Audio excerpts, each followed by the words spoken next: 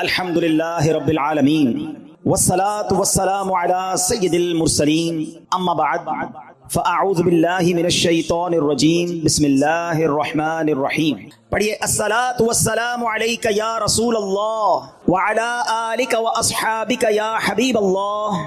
الصلاة والسلام علیک یا نبی اللہ وعلی آلک واصحابک یا نور اللہ. حکایت الصالحین نامی کتاب ہے اور اس میں ایک بڑا ہی ایمان افروز واقعہ موجود ہے جو آج میرے بیان کا موضوع بھی ہے. ذرا توجہ سے آپ سب نے بیان کو سننا ہے. حضرت ذوالنون مصری رحمۃ اللہ تعالی علیہ ایک روز نیل کے ساحل کی طرف تشریف لے گئے. اس وقت آپ بڑی گہری سوچ میں مگن تھے. اچانک آپ نے ایک بہت بڑے بچھو کو دیکھا کہ تیزی سے وہ ساحل کی طرف جا رہا ہے. آپ اس کی طرف متوجہ ہوئے کہ اتنا بڑا بچھو اور یہ پانی کی طرف کیوں جا رہا ہے. آپ بھی پیچھے پیچھے گئے تو آپ نے دیکھا کہ دریا میں سے ایک مینڈک نکلا اور وہ بچھو اس مینڈک پہ سوار ہو گیا اور مینڈک تیرنے لگ گیا. آپ حیران ہو گئے کہ یہ تو کوئی راز کی بات لگتی ہے. بچھو اور مینڈک کی دوستی تو نہیں ہوتی. یہ تو ایسا لگتا ہے کہ اس کے لیے سواری کا انتظام کیا گیا ہے اور یہ دریا پار کرانے کا نظام بنایا گیا ہے. آپ کو بڑا تجسس ہوا. آپ بھی دریا پار کر کے دوسری طرف پہنچ گئے. مینڈک نے کیا کیا, اس بچھو کو اگلے کنارے پر اتار دیا. اب بچھو پھر چلنے لگا. آپ پیچھے جانے لگے. حضرت ذوالنون مصری رحمۃ اللہ تعالی دیکھتے ہیں کہ تھوڑا آگے گئے تو ایک شخص زمین پر مدہوش پڑا ہوا ہے, بے ہوش. اس کے سینے پر ایک بہت بڑا اژدہا, بہت بڑا سانپ اسے ڈسنے کے لیے تیار ہے. اس بندے کو پتہ ہی نہیں وہ بے ہوش پڑا ہوا ہے, مگر اس بچھو نے رائٹ ٹائم اچانک وہاں پہنچ کر اس سانپ کو ڈنک مارا اور اس بندے کی حفاظت کا انتظام کیا. وہ سانپ وہیں پر مر گیا اور بچھو واپس چلا گیا. حضرت ذوالنون مصری حیران کہ مالک یہ تیرے عجب راز ہیں. اس بے ہوش بندے کو تو پتہ ہی نہیں ہے کہ اس کی حفاظت کے لیے تو نے انتظام کیا کیا ہے. لیکن حضرت ذوالنون مصری رحمۃ اللہ تعالی علیہ سب کہتے ہیں کہ میں سمجھ گیا کہ یہ بندہ ہے بہت بڑی چیز, اللہ کا بڑا نیک بندہ ہے کہ اس کی حفاظت کے لیے رب نے دوسرے علاقے سے بچھو بھیجا جس نے سانپ کو ڈسنے سے روک لیا, حالانکہ بندہ بے ہوش پڑا تھا. آپ نے سوچا کہ میں اس بندے کے پیری چوم لیتا ہوں, اتنا بڑا اللہ کا ولی ہے, بے ہوش ہے. وہ جیسے ہی قریب ہوئے نا تو آپ کو اس بندے کے منہ سے شراب کی بدبو آئی. آپ حیران ہو گئے کہ شرابی, گناہگار, اور اس کی حفاظت کا ایسا انتظام. اللہ اکبر. ابھی آپ پریشان ہی تھے کہ آپ کو غیب سے آواز آئی, اے ذوالنون حیران کیوں ہوتا ہے, یہ بھی ہمارا ہی بندہ ہے. اگر اللہ صرف نیکوں کی حفاظت فرمائے گا, اگر نیکو کاروں کی ہی رب حفاظت فرمائے گا, تو اے ذوالنون گناہگاروں کی حفاظت کون کرے گا. ہائے ہائے. حضرت ذوالنون نے جب یہ سنا تو آپ وجد میں آ گئے, آپ کی کیفیت ہی بدل گئی. اللہ اکبر. جب سورج غروب ہونے لگا, ساحل پر ٹھنڈی ٹھنڈی ہوا چلنے لگی, تو اب اس نوجوان کے جسم میں کچھ حرکت پیدا ہوئی. تھوڑی دیر بعد وہ ہوش میں آیا. حضرت ذوالنون اس کے قریب ہی بیٹھے تھے. آپ کو دیکھ کر شرمندہ ہوا. شرمندگی سے کہتا, حضور آپ ادھر کیسے؟ آپ اللہ کے ولی تھے, بڑے مشہور شخصیت تھے. وہ بندہ آپ کو پہچان گیا. تو آپ نے فرمایا پہلے یہ بتاؤ کہ تم کون ہو, میرے بارے میں چھوڑو. اس نے کہا حضرت آپ تو دیکھ ہی رہے ہیں میں شرابی آدمی ہوں. آپ نے فرمایا ذرا بائیں طرف دیکھو, اپنی ذرا قریب دیکھو. اس بندے نے دیکھا تو مرا ہوا بہت بڑا سانپ پڑا ہوا. حضرت ذوالنون مصری نے اب اس کو سارا واقعہ سنایا کہ میں تو کہیں اور تھا, میں نے ایک منظر دیکھا, بچھو اور مینڈک کے پیچھے ادھر آیا. اللہ نے تیری حفاظت کا کیسا انتظام کیا, تو رب کی نافرمانی کرتا ہے اور وہ مالک تیری حفاظت فرما رہا ہے. اللہ اکبر. جب اس شرابی نے یہ واقعہ سنا وہ زاروں کتار رونے لگا. اور اس کے بعد اس نے جو ہے یہ اس نے بڑا کمال کا جملہ کہا, اگر وہ ذات گناہ گاروں کو ایسا نوازتی ہے تو پھر نیکوں کو کیسا نوازتی ہوگی. جب اپنے نافرمانوں کو وہ ایسا نوازتا ہے تو اپنے فرما برداروں کو کیسا نوازتا ہوگا. یہ کہہ کر وہ شخص نے سارے گناہوں سے توبہ کی, اب مجاہدات کرنے لگا, اب عبادتیں کرنے لگا. ایک وقت ایسا آیا کہ اس بندے کا شمار اللہ کے مقبول بندوں میں ہونے لگ گیا, وہ بھی اللہ کا ولی بن گیا. میرے پیارے اسلامی بھائیوں, مدنی چینل کے ناظرین, یہ واقعہ ہم سب کے لیے بہت بڑا پیغام ہے. ہم اللہ کی نافرمانی کرتے ہیں اور روزانہ ہی کرتے ہیں, مگر وہ رب ہم سے نعمتوں کو روکتا نہیں ہے. وہ ہم سے اپنی نعمتوں کو نہیں روک رہا, ہمارا رزق بند نہیں ہو جاتا. دنیا کا کیا دستور ہے, یہاں کاروباری لوگ بھی بیٹھے ہیں, ہمارے پاس کوئی بندہ نوکری کرے, ہم اس کو کہیں بیٹا آپ کا کام یہ ہے کہ روزانہ جانا ہے, اپنے مارکیٹ سے وصولی کرنی ہے, اور یہ موٹر سائیکل میں آپ کو دیتا ہوں کیونکہ آپ کو روز جانا ہے, سفر کے لیے آپ کو موٹر سائیکل دیتا ہوں. بڑا مینیجر بن جاتا ہے, لوگ گاڑی دیتے ہیں, ٹھیک ہے. اچھا اب وہ سیٹ جو ہے وہ دیکھے کہ جاتے کہیں نہیں ہے, سارا دن ادھر ہی بیٹھا رہتا ہے, 1 دن 2 دن 15 دن 1 مہینہ, پھر وہ کیا کہے گا, بھائی یا تو وصولی کرنے جاؤ یا ورنہ میری موٹر سائیکل واپس کرو. فائدہ کیا تمہیں موٹر سائیکل دینے کا؟ جو فیسلٹی دیتا ہے کوئی ہمیں کسی کام کے لیے دیتا ہے نا, اگر وہ کام نہ کریں تو وہ فیسلٹی واپس لے لی جاتی ہے. سچ بتاؤ میرے رب نے مجھے اور آپ کو آنکھیں کیوں دی ہیں؟ کیا حرام دیکھنے کے لیے دی ہیں؟ تلاوت کے لیے دی ہیں. ماں باپ کو محبت سے دیکھنے کے لیے دی ہیں. اللہ کے گھر کو دیکھنے کے لیے دی ہیں. اللہ نے جو حلال چیزیں ہمیں دی ہیں وہ دیکھنے کے لیے دی ہیں. کبھی ایسا ہوا کہ ہم حرام دیکھیں اور اندھے ہو جائیں, یار میری آج آنکھیں بند ہو گئی, کیوں؟ بس وہ حرام دیکھ لیا تھا. نہیں, ہم گناہ کر رہے ہیں, وہ نعمتیں نہیں روک رہا ہے. یہ ہاتھ اس لیے نہیں دیے کہ اس سے حرام کام کیے جائیں, اس سے ظلم کیا جائے, مگر یہ ہاتھ حرام کی طرف اٹھتے ہیں. رب ہاتھ واپس نہیں لیتا. پیر گناہ کی طرف جائیں تو لنگڑے ہو جانے چاہیے تھے ہم, کہ بندہ کہے یار آج پیر نہیں چل رہے، کیوں یار؟ وہ کل میں جوا کھانے گیا تھا، میں شراب کھانے گیا، بے سنیما گیا، اللہ کی نافرمانی کے لیے چلا تھا، میرے رب نے پیر واپس لے لیے۔ اصول تو یہ بنتا ہے، مگر اس کی شان دیکھو کہ ہم روز نافرمانی کرتے ہیں، وہ ہمیں رزق دے رہا ہے، عزت بھی دے رہا ہے، آزاد بھی سلامت ہیں، تک اللہ کو ناراض کریں گے؟ کب تک اس رب سے دور رہیں گے؟ وہ ایسا کریم ہے، دنیا میں کسی کی بات نہ مانو، وہ نوکری سے نکال دیتا ہے، مگر رب ایسا کریم ہے کہ بندہ اگر جب اس کی بات ماننے لگ جائے نا، ایک بار دل سے توبہ کر لے، وہ اس کے سارے گناہ بھی معاف کر دیتا۔ اللہ اکبر۔ اے میرے پیارے اسلامی بھائیو، یہ ہے میرا مالک جو ہمارے عیب چھپاتا ہے۔ ہم اکیلے میں گناہ کرتے ہیں، وہ بتاتا نہیں کسی کو، ورنہ وہ چاہے تو ہم سب کے عیب کھل جائیں۔ جو لوگ ہمیں عزت سے دیکھتے ہیں، جو محبت سے ملتے ہیں، جو ہمیں بڑے نیک سمجھتے ہیں، اللہ تو جانتا ہے نا ہماری حالت کیا ہے۔ پنجابی شاعر کہتا ہے نا، دنیا والوں کو پتہ چل جائے نا ہمارا ایک عیب، ایک فوراً میسج چلائیں گے، پتہ چلا اس نے یہ کیا ہے، ہاں ماں باپ بھی گھر سے نکال دیں گے۔ میرا مالک کیسا کریم ہے، اسے معلوم ہے ہم کتنے برے ہیں، مگر وہ رحم کرنے والا ہے، وہ کرم کرنے والا ہے۔ ہم پھر بھی اس سے دوستی نہیں کرتے، ہم پھر بھی اسے ناراض کرتے ہیں۔ پیارے اسلامی بھائیوں، کب تک ہم گناہ کرتے رہیں گے؟ کب تک اللہ کو ناراض کرتے رہیں گے؟ اگر وہ مالک ناراض ہو گیا تو برباد ہو جائیں گے۔ اس کی رحمت چاہتی ہے کہ میں اور آپ بخشے جائیں، مگر ہم ہیں کہ یا تو توبہ نہیں کرتے، اور توبہ کرتے ہیں تو پھر اس پر قائم نہیں رہتے۔ حالانکہ نبی پاک علیہ الصلوۃ والسلام کی کیسی کیسی حدیثیں ہیں کہ جو توبہ کرتا ہے اللہ اس سے کتنا راضی ہوتا ہے۔ آئیے حدیث پاک سنانے سے پہلے میں آپ کو قرآن پاک کی آیت سناتا ہوں۔ اللہ کریم قرآن مجید میں ارشاد فرماتا ہے، سورہ بقرہ میں دوسرے پارے آیت نمبر 222 میں ارشاد فرماتا ہے، ان اللہ یحب التوابین، بے شک اللہ پسند کرتا ہے بہت توبہ کرنے والوں کو۔ اور اللہ جب توبہ قبول کرتا ہے نا تو سنو کیسا کریم ہے۔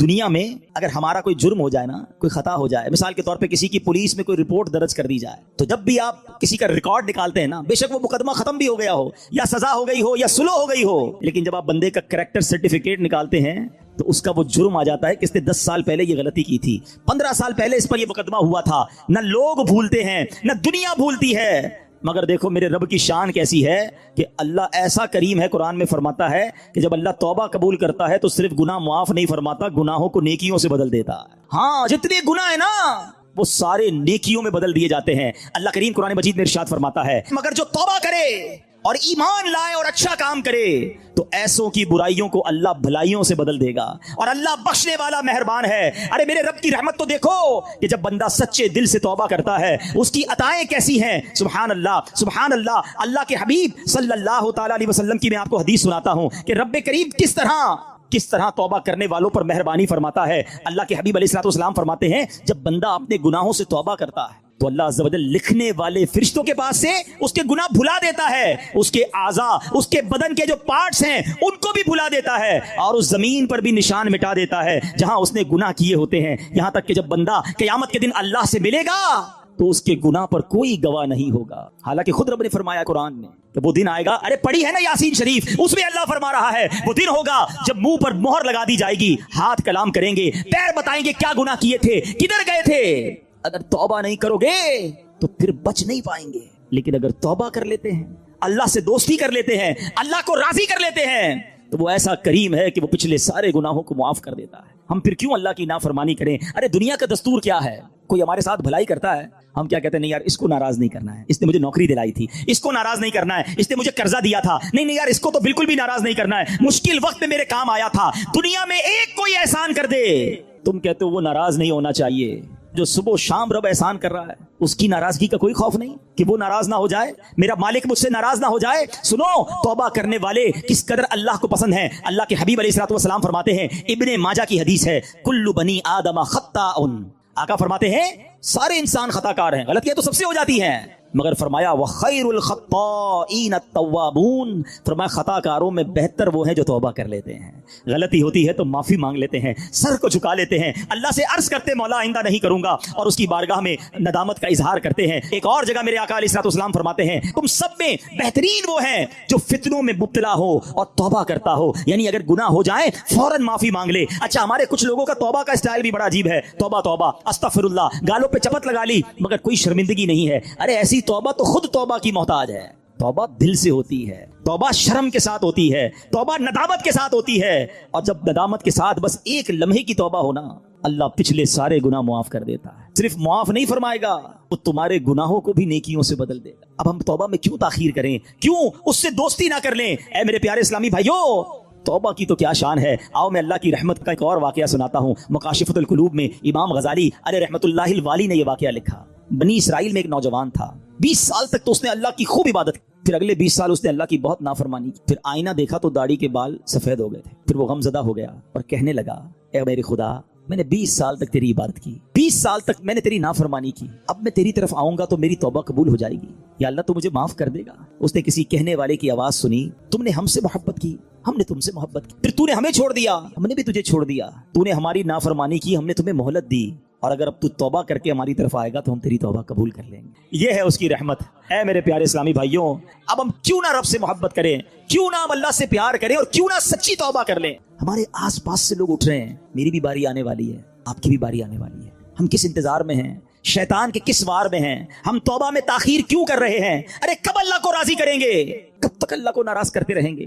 کب تک نمازیں قضا ہوتی رہیں گی؟ کب تک آنکھیں حرام دیکھتی رہیں گی؟ کب تک میرے اور آپ کے کان حرام سنتے رہیں گے؟ اے حرام کمانے والے, کب تک حرام کماتا رہے گا؟ بدکاری کرنے والا, بے حیائی کرنے والا, نام محرم لڑکیوں اور عورتوں سے دوستیاں کرنے والا سوچے کب تک تم یہ گل چھڑے اڑا لو گے؟ جوا کھیلنے والا سوچے کب تک میں یہ کام کر لوں گا؟ ارے اچانک یہ اعلان ہوگا کہ فلاں کا انتقال ہو گیا ہے, ہمارے ہی دوست ہمیں کاندھوں پر اٹھائیں گے, ہمیں قبر میں ڈال کر آ جائیں گے. یہ دوست جو آج تھوڑی سی ہماری گھبراہٹ پر ہمارے ساتھ کھڑے ہو جاتے ہیں, پتہ ہے جب قبر میں اتاریں گے نا تو لوگ کہہ رہے ہوں گے ذرا صحیح طریقے سے مٹی ڈالو, کوئی سوراخ باقی نہ بچ جائے. ہوا بھی نہیں چھوڑیں گے, ایک سوراخ بھی نہیں چھوڑیں گے, مجھے اور آپ کو تنہا قبر میں چھوڑ کر آ جائیں گے. پھر کیا ہوگا؟ میرے اور آپ کے پاس کیا بچے گا؟ یہ مال, یہ دولت, یہ گاڑی, یہ گھر, یہ شہرت, سب کچھ پیچھے رہ جائے گا. اب ہمارے ساتھ قبر میں ہوں گے ہمارے اعمال. اور دیکھو اگر اللہ ناراض ہوا نا, اللہ ناراض ہوا تو مارے جائیں گے, پھر تو قبر جہنم کا گھڑا بن جائے گی. اسی لیے میں آج یہ عرض کرنے آیا ہوں کہ جلدی جلدی اپنے رب کو راضی کر لو. وہ کیسا کریم ہے, بلکہ اس کی رحمت چاہتی یہی ہے کہ میرے بندے بخشے جائیں, میرے بندے معافی مانگ لیں, میرے بندے رجوع کر لیں. مگر یہ بندہ ہے جو رجوع نہیں کر رہا, یہ بندہ ہے جو اس سے دوستی نہیں کر رہا. خدا را میں آج کے بعد اللہ کے فرما بردار بندوں میں شامل ہو جاؤں. سنو وہ کیسا قریب ہے. حضرت سیدنا ابو ہریرہ رضی اللہ تعالیٰ عنہ سے بروی ہے, رسول اللہ صلی اللہ تعالیٰ علیہ وسلم کا فرمان عالی شان ہے کہ جب کوئی بندہ گناہ کر لیتا ہے اور پھر کہتا ہے کہ اے مولا میں نے گناہ کر لیا, مجھے معاف کر دے, تو اللہ فرماتا ہے میرا بندہ جانتا ہے کہ کوئی اس کا رب ہے جو گناہ معاف بھی کرتا ہے اور اس پر پکڑ بھی لیتا ہے. میں نے اپنے بندے کو بخش دیا. تو جتنا رب چاہتا ہے بندہ ٹھہرا رہتا ہے. اس کے بعد پھر کوئی گناہ کر لیتا ہے, پھر عرض کرتا ہے الہی میں نے پھر گناہ کر لیا ہے, پھر مجھے معاف کر دے. تو رب کریم فرماتا ہے میرا بندہ جانتا ہے کہ کوئی اس کا رب ہے جو گناہ کرنے پر پکڑ بھی لیتا ہے اور معاف بھی فرما دیتا ہے. میں نے اپنے بندے کو بخش دیا. پھر اس بندے سے پھر گناہ ہو جاتا ہے, وہ پھر اللہ سے کہتا ہے, تیسری بار کہتا ہے اللہ پھر گناہ ہو گیا ہے, رب کریم مجھے معاف کر دے. تو رب فرماتا ہے میرا یہ بندہ جانتا ہے کہ اس کا کوئی رب ہے جو گناہ کرنے پر پکڑتا ہے اور معاف مانگنے پر معاف بھی کر دیتا ہے. میں نے اپنے بندے کی بخشش فرما دی, اب جو چاہے کرے. یعنی اللہ اس کی بے حساب بخشش فرما دیتا ہے. اور یہ میں نے بخاری شریف کی حدیث سنائی ہے. سوچو کیوں اللہ سے دوستی نہیں کرتے ہم, کیوں میرے پیارے اسلامی بھائیوں اللہ سے دوستی نہیں کرتے. ایک بار آج اللہ سے دوستی کر کے میں نے اور آپ نے سچی توبہ کر کے جانا ہے اور اللہ کی بارگاہ میں یہی عرض کرنا ہے کہ مولا کمزور ہوں, گناہ ہو گئے, معاف کر دے. اے اللہ میں مانتا ہوں میں گناہگار ہوں, مجھے معاف کر دے. اے اللہ میں آئندہ گناہ نہیں کروں گا, مجھے معاف کر دے. اگر تو نے پکڑ لیا مارا جاؤں گا, میرے پاس کوئی حساب نہیں ہے, مجھے معاف کر دے. میں مانتا ہوں میں نے کئی بار توبہ کی مگر پھر گناہ کیے, مولا معاف کر دے. تجھ سے معافی نہیں مانگوں گا تو کس سے مانگوں گا؟ مولا معاف کر دے. اے اللہ تو ماں سے زیادہ اپنے بندے کو چاہنے والا ہے. آج کے اجتماع میں کرم کر مالک, معاف کر دے, کیونکہ مجھے نہیں پتا میری زندگی کی کون سی رات آخری رات ہے. کیا معلوم کسی کا انتقال آج بھی تو ہو سکتا ہے نا. ہے کوئی ایسا جس کے پاس یہ گارنٹی ہو کہ وہ آج زندہ گھر جائے گا؟ ہم میں سے تو کسی کو نہیں پتا. آگاہ اپنی موت سے کوئی بشر نہیں, سامان 100 برس کا ہے, پل کی خبر نہیں, تو پھر کس بات کا انتظار ہے؟ یاد رکھو بے وفا دنیا پہ مت کر اعتبار, وہ اچانک موت کا ہوگا شکار. موت آ کر ہی رہے گی یاد رکھ, جان جا کر ہی رہے گی یاد رکھ. کر لے جو کرنا ہے, آخر موت ہے, ایک دن مرنا ہے. درود پاک ویسے ہر دن پڑھیں, سبحان اللہ, برکتیں ہی برکتیں ہیں, مگر جمعے کے دن اللہ اکبر. آپ جب درود کے فضائل احادیث کی کتابوں میں دیکھتے ہیں نا تو باقاعدہ الگ چیپٹر باندھا محدثین نے، یعنی عام درود پاک کے فضائل لکھے، پھر ایک آپ کو درود پاک کی فضیلت کی کتاب میں الگ چیپٹر ملے گا کہ جمعے کے دن درود پڑھنے کے فضائل، یعنی اتنی حدیثیں ہیں اسپیشلی فرائیڈے کے لیے، جمعے کے دن کے لیے۔ بڑی مشہور حدیث میرے آقا علیہ الصلوۃ والسلام فرماتے ہیں جس کا مضمون ہے کہ جو کوئی شخص جمعہ کے دن 200 بار درود پاک پڑھے اس کے 200 برس کے گناہ معاف کر دیے جاتے ہیں۔ اب یہ کتنی پیاری حدیث ہے۔ ایک اسی طرح کی حدیث یہ بیسیکلی کثرت سے بتانے کے لیے، انکریج کرنے کے لیے کہ درود اس دن زیادہ پڑھے جائیں، گناہوں کی معافی کا ایک ایسا سبحان اللہ سلسلہ ہے۔ ایک اور حدیث پاک ہے جس کا مضمون ہے جو جمعہ کے دن 80 بار درود پاک پڑھے اس کے 80 برس کے گناہ معاف کر دیے جائیں گے۔ تو یہ دن تو سبحان اللہ گناہ گاروں کی بن آتی ہے، گناہ گاروں کو موقع دیا جاتا ہے کہ پورے ہفتے میں اگر کوئی کمزوری رہ بھی گئی ہے تو اب جمعہ آ گیا ہے، اب درود پڑھ لو، اب تلاوت کر لو، اب دعائیں کر لو، اب اللہ سے رجوع لے آؤ۔ یہ جمعے کا دن سبحان اللہ مفتی احمد یار خان نعیمی رحمت اللہ تعالی علیہ فرماتے ہیں جمعہ کے دن کوئی نیکی کی جائے اللہ کی بارگاہ میں جمعے کا شرف اور مقام اتنا اعلیٰ ہے کہ جمعہ کی ایک نیکی 70 گنا اس کا ثواب عطا کیا جاتا ہے، ملٹی پلائی بائی 70۔ سوچئے، سمجھدار لوگ بیٹھے ہیں، کاروباری لوگ بھی بیٹھے ہوں گے۔ ہمارے یہاں نارملی سپر اسٹور پہ یا کسی جگہ پر مارکیٹس وغیرہ میں اسکیم لگتی ہیں، 25% discount, 50% discount, buy 1 get 1 free, ایک خریدو دوسرا فری۔ لوگ گرمیوں کی چیزیں سردیوں میں خرید لیتے ہیں، ارے بھائی ابھی تو گرمیاں، ابھی سے جیکٹ خرید دی ہے یار، سستا مل رہا تھا، ایک فری مل رہا تھا، سردیوں میں کام تو آئے گا نا، چلو لے لو بھائی۔ سردیوں میں گرمیوں کی چیزیں خرید رہے ہوتے ہیں، کیوں؟ سستا۔ ہم دنیا کے نفع کے لیے، دنیا کے بینیفٹ کے لیے ٹریول بھی کرتے ہیں، جا کر خرچ بھی کرتے ہیں۔ مجھے اچھی طرح یاد ہے افریقہ کے غالباً ایک ملک میں تھا، تو بارڈرز ملے ہوئے ہوتے ہیں، ہم بارڈر ہم نے کراس کیا، ایک ملک کا جیسی بارڈر کراس کیا، بارڈر کراس کرتے ہی ایک بہت بڑا ویرانہ تھا لیکن بہت بڑا شاپنگ مال بنا ہوا اور گاڑیوں کی قطاریں۔ تو میں نے اسلامی بھائی سے پوچھا یار اس ویرانے میں اتنا بڑا شاپنگ مال اور اتنی گاڑیاں؟ تو انہوں نے وجہ بتائی، کیا بتائی؟ کہتے ہیں جس ملک کے بارڈر کے ساتھ یہ سٹور ہے نا، اس ملک میں ٹیکس ہے، یہ ملک ٹیکس فری ہے۔ اچھا، اس ملک نے اپنے بزنس کو چلانے کے لیے اپنے ملک کے اندر مال بنے ہوں گے، ایک اسپیشل مال یہاں بنا دیا تاکہ اس ملک والے سفر کر کے آئیں اور پورے مہینے کا سامان اس اسٹور سے لے کے واپس چلے جائیں، صرف ٹیکس بچانے کے لیے ایک مہینے کا سامان۔ اچھا، گاڑیوں کی لائنیں۔ اب بتاؤ یار، ہم دنیا کمانے کے لیے، سفر کرنے کے لیے تیار ہیں، نفع کمانے کے لیے وقت دینے کے لیے تیار ہیں۔ ہر جمعے اسکیم اناؤنس ہے، ایک نیکی کرو 70 گنا ثواب کماؤ گے۔ بتاؤ کیا ذہن ہونا چاہیے کہ یار بس جمعے کا دن تو قرآن پڑھوں گا، درود پڑھوں گا، صدقہ کروں گا۔ سبحان اللہ، ڈھونڈ ڈھونڈ کے ہمارے صحابہ علیہم رضوان ڈھونڈ ڈھونڈ کے نیک اعمال کرتے تھے کہ یہ بھی عمل کر لوں، یہ بھی کر لوں، اور جمعے کے دن اسپیشلی۔ تو اللہ کرے ذہن میں یہ بات بیٹھ جائے کہ میں نے جمعے کو زیادہ نیکیاں کرنی ہیں۔ اچھا، اب اس پہ میں ایک اور مشورہ دیتا ہوں۔ مثال کے طور پہ آپ نے ذہن بنایا ہے کہ یار پیر والے دن جو ہے نا میں نے کسی مریض کی عیادت، رشتہ دار ہے وہاں جانا ہے، یا میں نے جناب سیٹرڈے یا سنڈے کوئی صدقہ خیرات کرنا ہے، کسی کی ہیلپ کرنی ہے، آپ نے کوئی نیکی پلان کی ہوئی ہے ہفتہ اتوار پیر منگل میں، تو کوشش کر کے اس کو جلدی کریں اور فرائیڈے میں کر لیں۔ ایک پوائنٹ آپ نے دیکھا، میں نے یہ نہیں کہا کہ اس کو اگلے جمعے کریں، ہاں ڈیلے نہ کریں، تھوڑا جلدی کر کے اس جمعے کو کریں تاکہ 70 گنا جو ہے وہ اس میں ثواب کما لوں، برکتیں حاصل کر لوں۔ تو اللہ کرے کہ میں اور آپ نیکیوں کے حریص بن جائیں۔ نیکیوں کی جو لالچ ہے نا، لالچ میں یہ بھی کر لوں، میں یہ بھی کر لوں، میں سجدہ بھی کروں، میں تلاوت بھی کروں، میں صدقہ بھی دوں، یہ تو نصیب والوں کو ملتا ہے۔ اور صحابہ کرام میں نظر آتا تھا، پیچھے نہیں ہٹتے تھے صحابہ، ہمیں اعلان کیا جا رہا ہے کہ یہ موقع ہے، یہ نیکی ہے، اور پھر بھی کوئی نظر نہیں آتا۔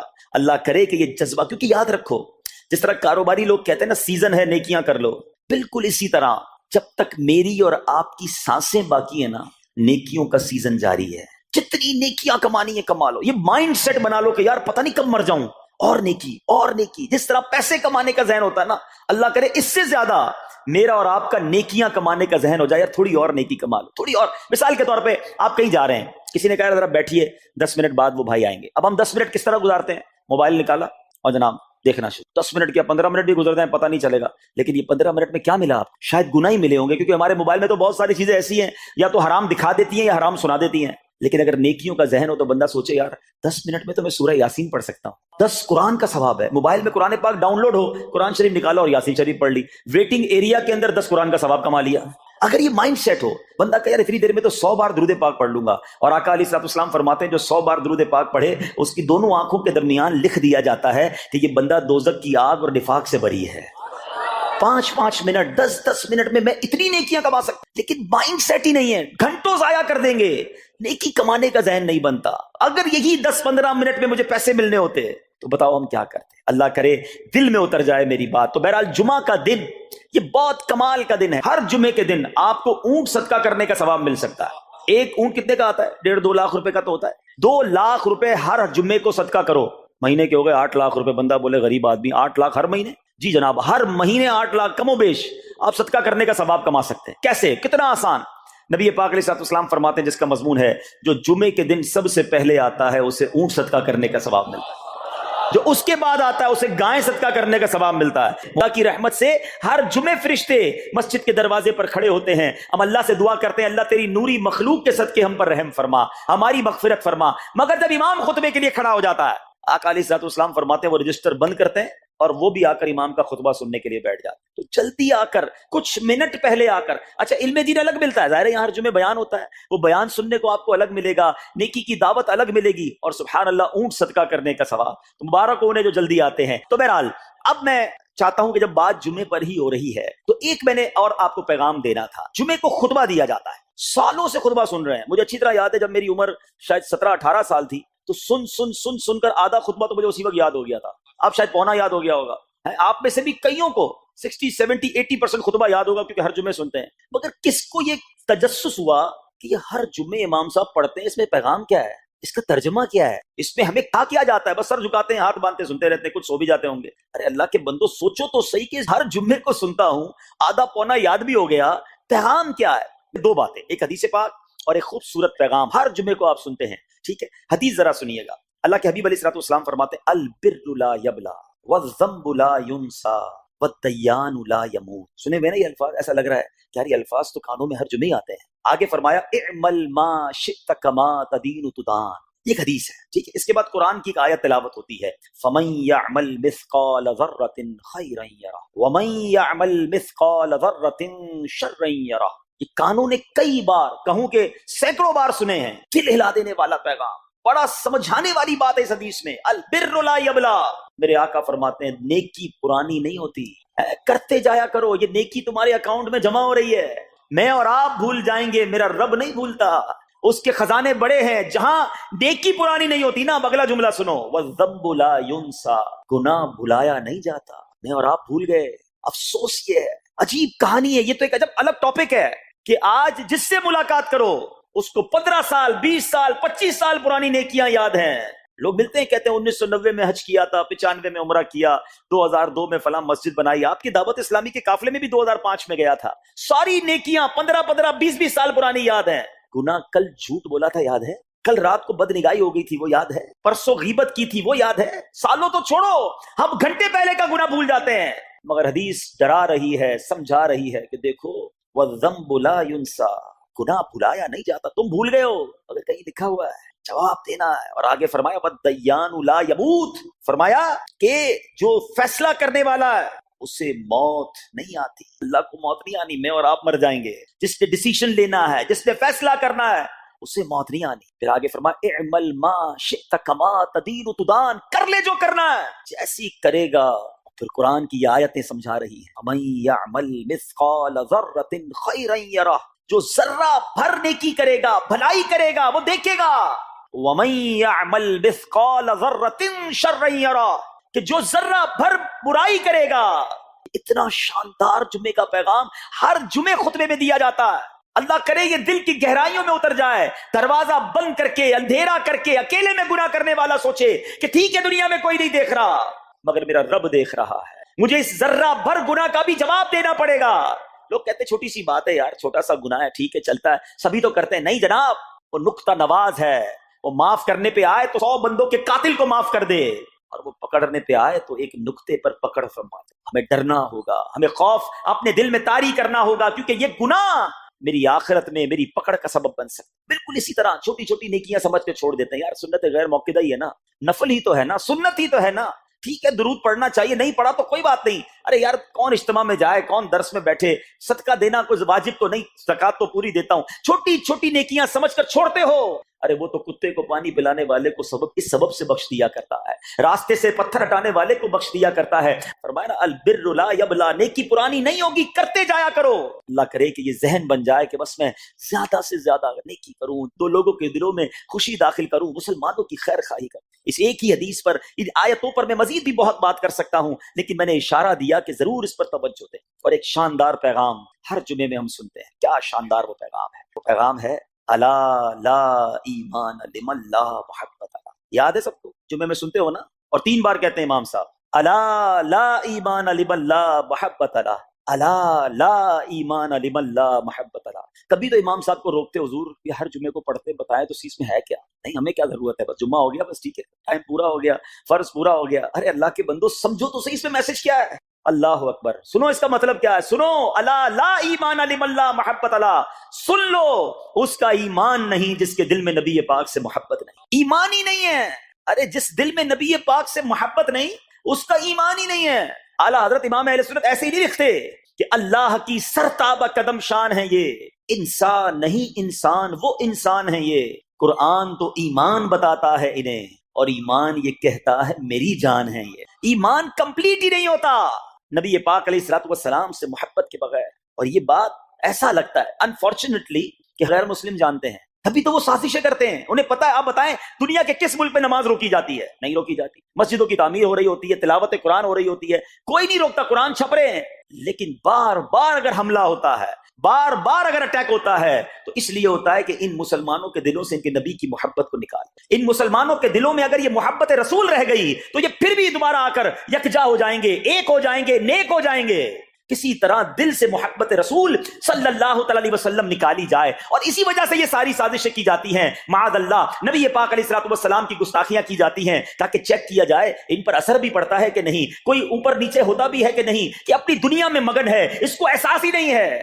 میٹھے اسلامی بھائیوں، دنیا کا دستور ہے جب کسی چیز کی ڈیفیشینسی ہو جائے نا تو اس کی ایفیشینسی بڑھائی جاتی ہے۔ مثال کے طور پہ کسی کے جناب جسم میں وٹامن ڈی کم ہو، ہم کیا کرتے ہیں، وٹامن ڈی کی ٹیبلٹس لے کر اس کو پھر بڑھاتے ہیں۔ کیلشیم کی کمی ہو، ڈاکٹر کہتا ہے بھائی تھوڑی کیلشیم کی دوائی پیو، تمہارے اندر کیلشیم کی کمی ہو رہی ہے۔ جب کسی چیز کی کمی کی جائے اس کو بڑھانے کی کوشش کی جاتی ہے۔ اگر یہ دنیا کے چند لوگوں کا یہ پلان ہے کہ مسلمانوں کے دلوں سے عشق رسول نکالو، تو اب میرا اور آپ کا کام یہ ہے کہ انشاءاللہ عشق رسول کو اب اضافہ کریں گے، اب نبی پاک کی محبت میں اور اضافہ کریں گے، سرور کائنات علیہ الصلوۃ والسلام کی محبت میں زندگی گزاریں گے، خود بھی سچے عاشق رسول بنے، اپنی نسلوں کو عاشق رسول بنائیں۔ اللہ سلامت رکھے میرے پیر و مرشد کو۔ 30 سال پہلے، یہ آج کل کا شعر نہیں ہے، اب بچپن سے یہ نعت سن رہے ہیں، کم و بیش 25-30 سال پہلے میرے مرشد نے کیا پیاری التجا پیش کی، اپنی نسلوں کے لیے کیا ہمیں پیغام دیا۔ کہتے میری آنے والی نسلیں تیرے عشق ہی میں مچلیں، میری آنے والی نسلیں تیرے عشق ہی میں مچلیں، انہیں نیک تم بنانا مدنی مدینے والے۔ یہ ہے پیغام دعوت اسلامی کا کہ ہم بھی عاشق رسول بنیں، کسی صورت ہمارے دل سے عشق رسول کم نہ ہو، اور جناب ہماری نسلوں میں ہم عشق رسول اتاریں۔ تو مجھے اور آپ کو اس ڈیفیشینسی کو ایفیشینسی میں، اس میں اضافے کا اہتمام کرنا ہوگا۔ اب آئیے دیکھتے طریقے کیا ہیں، کیسے عشق رسول بڑھے گا، کیسے دلوں میں محبت رسول بڑھے گی۔ کیونکہ جمعے کا یہ اعلان ہر جمعے سنتے ہو، الا لا ایمان لمن لا محبت لا، وہ ایمان ہی کامل نہیں ہے، وہ ایمان ہی کمپلیٹ نہیں ہے جس دل میں عشق رسول نہیں ہے۔ تو عشق رسول بڑھے گا کیسے جناب؟ تو دنیا کا بڑا سمپل فارمولا ہے کہ عشق بغیر اطاعت کے کمپلیٹ ہی نہیں ہوتا۔ دنیا میں بھی آپ جس سے محبت کریں، ہو ہی نہیں سکتا کہ آپ جس سے محبت کریں اس کی بات نہ مانیں، کہ میں آپ سے محبت بڑی کرتا ہوں مانوں گا ایک بھی نہیں آپ کی، نہیں جناب۔ جس سے محبت ہوتی ہے بندہ کہتا ہے آپ کے لیے جان حاضر، آپ حکم تو کریں، آپ کا فرمان سر آنکھوں پر، یہ دنیا کا دستور ہے۔ تو اگر آپ واقعی نبی پاک سے محبت کرتے ہیں یا سچے عاشق رسول بننا چاہتے ہیں تو پھر فرمان رسول پر عمل کرنا ہوگا، نبی پاک کے طریقے پر عمل کرنا ہوگا، اطاعت رسول کرنی ہوگی، تبھی آپ سچے عاشق رسول کہلائیں گے۔ یہ ہو نہیں سکتا کہ ایک طرف تو میں نعرہ لگاؤں کہ غلامی رسول میں موت بھی قبول ہے، دوسری طرف نبی پاک کا طریقہ قبول نہ ہو، نہ سچ قبول ہو، نہ مسلمانوں کی خیر خواہی قبول ہو، معاذ اللہ، نہ سنتیں قبول ہو، نہ نماز قبول ہو۔ جمعے کی نماز میں مسجدیں فل ہیں، کیا عصر کی نماز میں بھی ہوں گی؟ عصر فرض نہیں ہے کیا؟ مغرب فرض نہیں ہے کیا؟ عشاء فرض نہیں ہے؟ میرے آقا فرماتے ہیں جعلت قرۃ عینی فی الصلاۃ، کہ نماز میں میری آنکھوں کی ٹھنڈک